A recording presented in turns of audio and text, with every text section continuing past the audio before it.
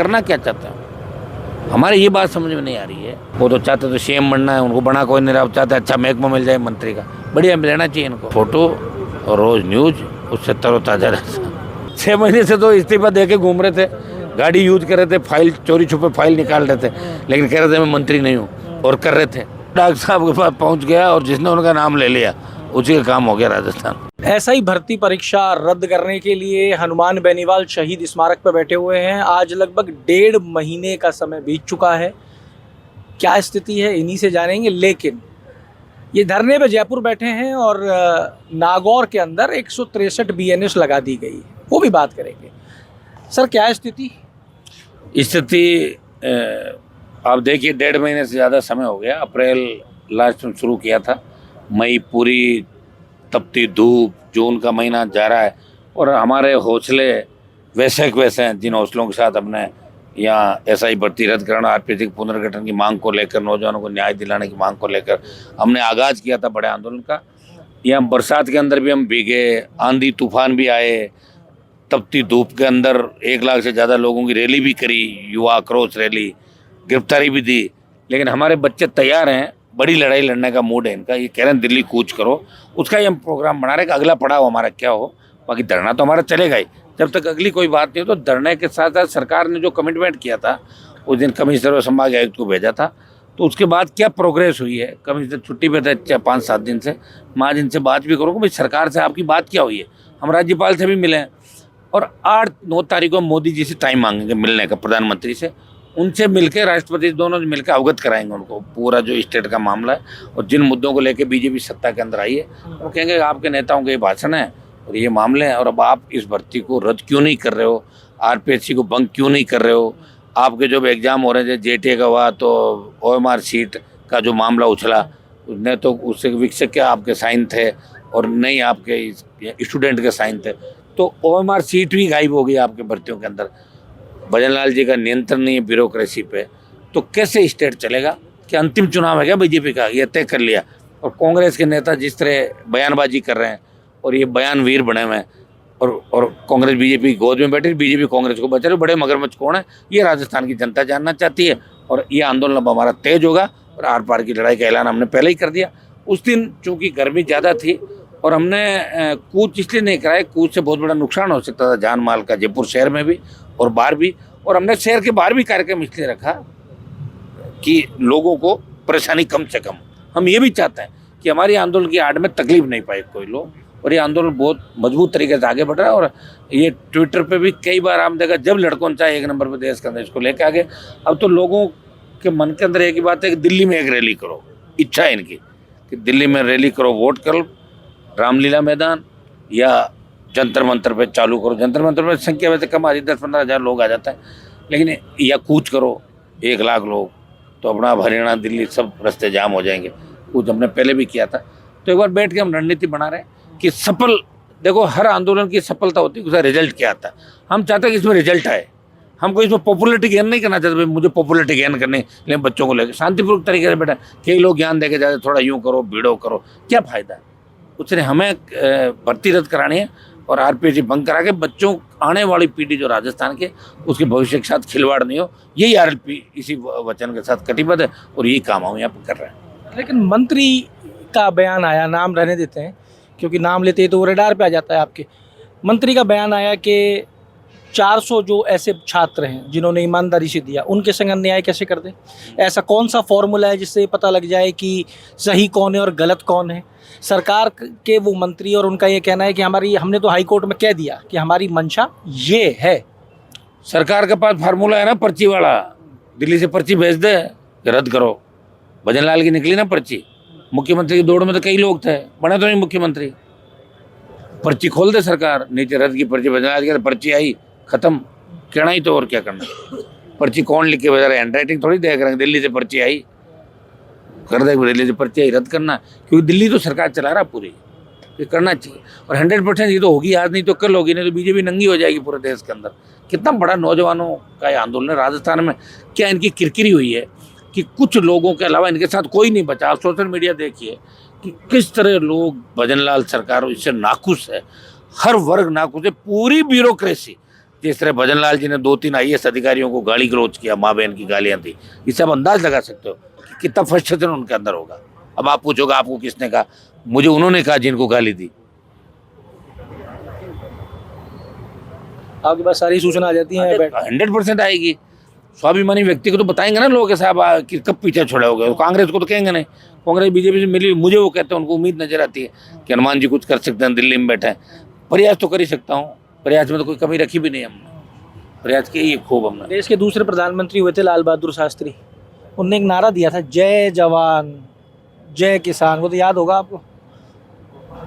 तो प्रदेश के अंदर ऐसा क्यों नजर आ रहा है कि एक आदमी तो जय जवान संभाल रहा है और एक जय किसान?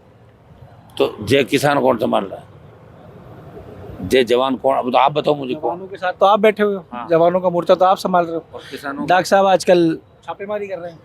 उनका अंत क्या है? डॉक्टर साहब के हर आंदोलन मामले का होता क्या है, मेरा तो आज तक समझ में नहीं आया। वो छापेमारी करते हैं, किसके खिलाफ कर रहे हैं? अपनी सरकार के खिलाफ कर रहे हैं या खुद क्या करना क्या चाहते हैं? हमारी ये बात समझ में नहीं आ रही है कि आखिर वो ये करके क्या साबित करना चाहते हैं। डॉक्टर साहब बताओ, तो वो जाने क्यों कर रहे हैं, क्योंकि सरकार जाने, सरकार भेजती है या सरकार से हटके करते हैं। हमने जब उनको धरने पे बुलाया तो नहीं आए, हमने कहा रैली, धरने पे चुपचाप आगे पीछे से, हमने कहा रैली में आओ, रैली में नहीं आए। तो उनका डॉक्टर साहब का अलग नजरिया, क्या चाहते हैं वो तो चाहते तो CM बनना है, उनको बना कोई नहीं रहा, चाहते अच्छा महकमा मिल जाए मंत्री का, बढ़िया लेना चाहिए इनको।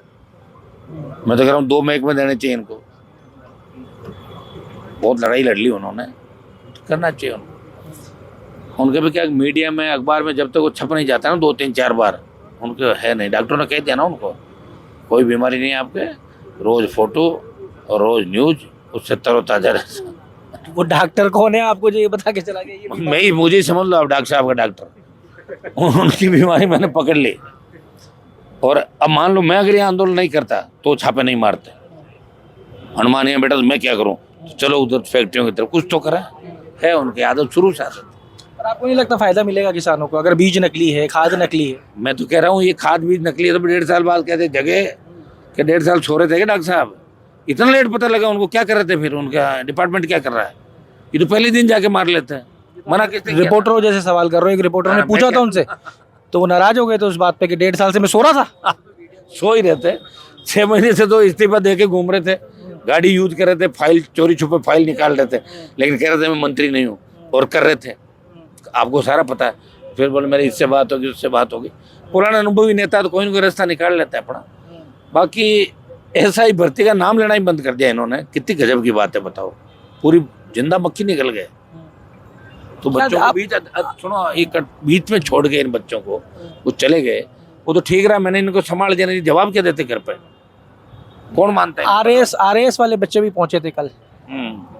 वो तो वो जाना RS वाला, मेरे पास तो पहले आए, एक बार बीच में आए थे, आएंगे तो बात करेंगे उनके लिए, क्यों नहीं करेंगे। वहाँ पहुंचे थे डॉक्टर साहब के घर, तो फिर वो कर देंगे डॉक्टर साहब पोस्टमार्टम, क्या दिक्कत है? मुझे रात में ही पोस्टमार्टम करना क्यों नहीं करेंगे, वहाँ पहुँच के तो हो ही जाएगा। नाम चला था उसका, मैंने गलत नहीं कहा, नाम दोनों बार चला था, प्रदेश में भी चला, CM में भी चला। लास्ट टाइम में कट जाते हैं, भाग्य की बात है, हो सकता है आगे बन जाए CM। भजनलाल जी उसका ही नंबर पता चलता है किसी, जब देश के अंदर ऐसे हालात हो सकते हैं। आप देखिए राष्ट्रपति किन किन लोगों को बनाते हैं, 8-7 राष्ट्रपति पीछे का लगा के देख लो, जब प्रधानमंत्री की इच्छा होती है राष्ट्रपति बन जाता, अगर हो जाए इच्छा और बहुमत चल जाए, बहुमत की बात, ओम जी माथुर की अगर चल जाए, गुजरात के प्रभारी रहे, मोदी और अमित शाह उनको मानते हैं, ओम जी कहते हैं विनोद को बनाओ, कौन रोक सकता बताओ मुझे? ओम जी खुद ये कहते हैं मुझे नहीं बनना, विनोद को बनाओ, फिर तो बनाना पड़ेगा CM भाई, खुद विड्रॉ कर लेंगे इसके लिए। तो विनोद को छोड़ देते हैं साहब। पायलट ने बयान दिया है कि डबल इंजन की सरकार है, धुआं निकाल रही है। वो तो पायलट साहब तो इस सरकार के पिछली बार साथ रह के सरकार गिरा रहे थे ना, मानेसर गए जब, BJP के साथ थे ना, वो तो उनको नहीं कहना चाहिए ऐसा, वो तो अंदर खाने BJP के आदमी पायलट साहब, ये लोग कहते हैं। मानेसर कैंप याद होगा उनको, वो इन बच्चों की मदद क्यों नहीं कर रहे हैं? वो सड़क पे क्यों नहीं आ रहे हैं? सड़क पे उनको प्रदर्शन करना चाहिए ना, सड़क पे उनको RPC जाना चाहिए, जिस तरह उन्होंने परेड निकाली, यहाँ आके उनको कहना चाहिए कि बच्चों की बात वाजिब है, सही भर्ती रद्द होनी चाहिए, सड़क पे एक दिन बैठना चाहिए, तब लगे कि सचिन पायलट राजस्थान के लोगों, बयानवीर है, वो भी बयानवीर है पूरा, बस कांग्रेस के तो सारे बयानवीर है, सीएम के दावेदार, कहाँ सीएम, कहाँ कांग्रेस का फ्यूचर है। 28 में कांग्रेस का मुझे कुछ नजर नहीं आ रहा आज के हिसाब से। पंचायत चुनाव में चढ़ जाएगी कांग्रेस। पंचायत चुनाव में जो आक्रोश देखा आपने नौजवानों का, ये तो सारे आरएलपी को वोट करेंगे फिर तो कांग्रेस की सीटें कैसे आएगी? अगर यहाँ सीटें नहीं आएगी तो सीएम कैसे बनेगा? तो वही स्टेट में अलग रिजल्ट आएगा 28 का। किरोड़ी और पायलट को आप बार बार आह्वान भी कर रहे हो, बोल भी रहे हो, बुला भी रहे हो।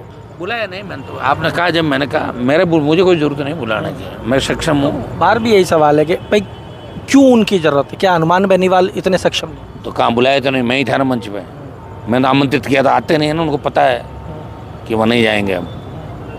और उनको अपना आप ही चलो यहाँ एक नहीं आए, वो सरकार मंत्री है, पायलट अलग बैठे हैं, तो उनको वहाँ से बैठे बैठे करामात पायलट को करनी चाहिए, बात करनी चाहिए। उनका अच्छा बीजेपी में कनेक्शन है सचिन पायलट का। सचिन पायलट तो अमित शाह के खास आदमी है भाई, और अमित शाह के तो बिल्कुल क्लोज है पायलट। तो मैंने देखा मैंने उनका बिल्कुल क्लोज, बीजेपी के नेताओं के क्लोज है। यहाँ भी बंगला, दिल्ली में बंगला सब ले रखा है। इनका कोई काम नहीं रुकता इस सरकार में, फ़ोन करते वही काम हो जाता। जिस तरह अशोक गहलोत वसुंधरा खास थे दोनों। अशोक गहलोत में मोदी जी की मेहरबानी थी पूरी, तभी तो ईडी की रेड वेड हुई, उसके बाद बचा लिया ना अशोक गहलोत को। तो है इनके कनेक्शन आपस में। जैसे वसुंधरा जी सोनिया परिवार की खास है। दारिया एनकाउंटर में वसुंधरा मुलजिम बन रही थी, सोनिया गांधी कहने से ही मुलजिम लास्ट कॉल जो विदेश से आया था। राजेंद्र राठौड़ की गिरफ्तारी के बाद आखिरी कॉल था वो ललित मोदी के फ़ोन से मैडम का कॉल था कि एनकाउंटर करो, लेकिन 10 जनपद ने कहा बचाओ, बचा लिया। तो चलता है यार, नई बात क्या है इसके अंदर। राजनीति में एक सवाल आ रहा है सब उठ के, हनुमान बेनीवाल के राजनीतिक तो दुश्मन कौन कौन है? वो सवाल आप ही लाए होंगे। मेरे दोस्तों का तो पता नहीं, दुश्मन बहुत है मेरे, हज़ारों हैं राजनीति में। क्यों है? वो तो इसलिए है ना भाई, मैं उनके साथ काम नहीं कर रहा हूँ, टोल के काम नहीं कर रहा हूँ, डोडा पोस्ट के नहीं कर रहा हूँ, दारू के नहीं कर रहा हूँ, ज़मीनों पे कब्जे नहीं कर रहा हूँ, इलीगल काम नहीं कर रहा हूँ, तो मुझे कैसे पसंद करेंगे नेता? बताओ मुझे। अब आप ये कहना चाह रहे हो नेता ये सारे काम कर रहे हैं? 98%। और नेताओं को मेघराज जैसे लोग चला रहे थे, कांग्रेस चला रहे थे, बीजेपी को भी चला रहे। और अशोक गहलोत की कौन सी होटल रोके थे जाके बताओ मुझे। बजरी के खिलाफ मैंने आंदोलन किया, वो कितना बड़ा आंदोलन था। और ईडी जब वहाँ से आई, उससे पहले मेघराज के पास फ़ोन आ गया कि ईडी आ रही है, माल इधर उधर कर लो।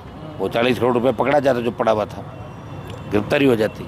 उनके लोग हैं अंदर सिस्टम में, और निश्चित रूप से हम लड़के ध्यान सरकार का आकर्षित कर सकते हैं। पकड़वाना हमारे हाथ में नहीं, क्योंकि सरकार हम खुद नहीं है, ध्यान आकर्षित कर सकते हैं। कर ही रहे हैं। आपकी हर चीज़ से कुछ ना कुछ संदेश जाता है। आज आप जिस लुक में बैठे हो बड़े रिलैक्स नज़र आ रहे हो, क्या संदेश? ना ऐसा कुछ रिलैक्स तो क्या, मौसम ठीक है ना। आज अब मौसम कहाँ का ठीक है? मौसम देखो सारा जयपुर बाहर का, जयपुर में मौसम अच्छा है, ठंड है। अच्छा रिलैक्स नहीं रहे तो क्या करें? चलो बताओ। जैसे तनाव रख लें फिर, तो फिर बच्चे तनाव में आ जाते हैं। बच्चों को खुश रखने के लिए मुझे रिलैक्स रहना पड़ता है। अब आप कैसे भी मान लो इसको। और मेरे रिलैक्स रहने से कई नेताओं के पेट में दर्द भी हो जाता है, इसलिए क्या होने वाला है जरूरी है। हाँ, कई बार नहीं हो तो भी रखो नजर आओ कि हमारे अब किस किस के दर्द करने वाले हो? घने ही दर्द होंगे। अब आप देखते जाना, आगे आगे चलता रहेगा, गिरफ्तारियाँ होती रहेगी। अभी अब पायलट साहब का मैंने बता दिया ना भाई, अमित शाह खास आदमी है, इसे बड़ा और क्या बताओ मुझे। जो दिल्ली की सूचना है, नागौर के अंदर 163 लगा दिए BNS। एक विवाद, जयपुर आप बैठे हो, विवाद नागौर में चल रहा है। मेरे पास तो कोई खबर है नहीं। मैं तो 8 जून को नागौर रहूँगा मेरे आवास पे, मैंने पहले ही कह दिया था। जन सुनवाई लंबा समय हो गया, 8 जून को दिन में करके रात को वापस आ जाऊँगा मैं। कल इस धरने के बारे में भी सोचने को, किस तरह आगे पीछे कैसे करेंगे, इजाज़त लेकर जाऊँगा एक दिन के लिए। कोई विवाद नहीं है, इतना है ही नहीं विवाद। और वहाँ के जो कई संगठन हैं वो चिट्ठियाँ दे रहे हैं एक दूसरे को, वो कह रहे हैं कि भाई ये जातिगत नहीं होना चाहिए। एक आंकड़ा भी आया, अब वो आंकड़ा मैं आप ही से कंफर्म करना चाहता हूँ। 80 लाख रुपए के आसपास का वो आंकड़ा है, आपने हॉस्टल इसके लिए दिया है नागौर में, एक समाज के लिए, राजपूत समाज के हॉस्टल्स के लिए। ऐसा है, देखो जाट राजपूत दोनों समझदार कौम है राजस्थान में, आपको भी पता है। सोशल मीडिया के माध्यम से कई बार उफान आ जाता है, कई लोग गलत बयान देते हैं, गलत ट्रैक पर चले जाते हैं। लेकिन जाटों राजपूतों में लड़ाइयाँ अब वो ज़माने चले गए। अब किसी तरह को झगड़ा नहीं, पॉलिटिकल झगड़ा नहीं, गांव में सब आराम, और गुजर मीणाओं में झगड़ा नहीं था। वसुंधरा जी के समय झगड़ा करवाया, लेकिन अब लोग सब शांत हैं। ब्राह्मण मेघवाल का भी झगड़ा करने का प्रयास किया। बीजेपी कांग्रेस ने पिछले 50 साल में ही काम किया राजस्थान का, और हमने जहाँ झगड़ा होने की स्थिति आई बीच में खड़े होकर झगड़े रोक दिए। मुझे नहीं लगता कि नागौर में कोई ऐसी स्थिति है। तो सोशल मीडिया पर चल रही है, सारी बात चलती रहती है। तो लोग अपनी अपनी दुकान चलाने के लिए कोई किसी के खिलाफ बयान देता है, कोई किसी के खिलाफ देने से उसकी वो दुकान चलती है। लोग अपना करते रहते हैं। बाकी राजपूत समाज के लिए भी जहाँ आवश्यकता पड़ी तो मैंने कभी मना नहीं किया। राजपूत समाज के भी साथ हूँ, ब्राह्मण के भी साथ हूँ, बनिया के भी साथ हूँ, कायस्थ के भी साथ हूँ, ओबीसी के साथ हूँ, SC ST, मुस्लिम, मीणा, गुजर, यादव, सब की बात करता हूँ। तो मैं तो सबके ही साथ हूँ। और MP बन जाता आदमी, पार्टी बनाता है, उसके 3-3 विधायक होते हैं, तो फिर एक समाज का थोड़ी होता है, सबका होता है। तो और पढ़ने के मामले में बच्चे हमारे पढ़े लिखे, सड़क, स्कूल, पानी, बिजली, रेल, ये तो फिर सबके ही काम आएगी ना। कर्जा माफ सबका होगा, हम जो मुद्दा उठा रहे हैं, टोल मुक्त करो, सबका टोल माफ। ऐसा थोड़ी हुआ जाटों का माफ होगा, दूसरों का नहीं होगा, ये तो नहीं होगा ना। कुछ लोग इस बात को, जब भी मैं कोई बयान देता हूँ, बजरी के अंदर मैंने मेघराज के खिलाफ बयान दिया तो कुछ संगठन उसके लेकर हमारे भामाशाह, तो मैंने एक बयान दिया, मैंने कहा मेघराज सिंह अगर राजपूत समाज की बजरी फ्री कर दे तो मैं आंदोलन ख़त्म कर रहा हूँ, चलो मैं इनको फ्री करा दो। और अब भी मैंने कहा अगर भजन लाल जी कह दे कि हनुमान बेनीवाल आंदोलन ख़त्म करके जाओ और 10 दिन में मैं इसका निस्तारण कर दूंगा, कह लो तो भजन लाल जी से कल ही ख़त्म कर दूँगा, 10 दिन बाद मैं निस्तारण कर दूँगा। तो ये भी नहीं कह रद्द कर दूंगा, कहते 10 दिन बाद मैं बच्चों के वो देखते हुए और सहानुभूतिपूर्वक करूँगा, क्योंकि 10 दिन बाद वापस आ जाऊँगा मैं। तो ये बयान दिला दो। क्रेडिट की लड़ाई है, क्रेडिट किसको मिले यहाँ पे, ये क्रेडिट की जंग हो गई। अब आपको क्या लग रहा है, जो लोग पहले भर्ती रद्द कराना चाहते थे वो अब नहीं चाहते ना, क्रेडिट नहीं जा रहा ना, पूरा का पूरा आपको जाना है। उनको लगता है जा रहा है क्रेडिट, तो राजस्थान के जवानों को जा रहा है। हम तो जवानों को, आने वाले बच्चों का फ्यूचर बचा रहे हैं, दोबारा ऐसी घटनाएं नहीं। आखिर हमारा ही जो नेता सारे हैं उनके ही बच्चे, परिवार, ये भी तो पढ़ेंगे, कंपटीशन की तैयारियां करेंगे। किस दिशा में जा रहा है राजस्थान?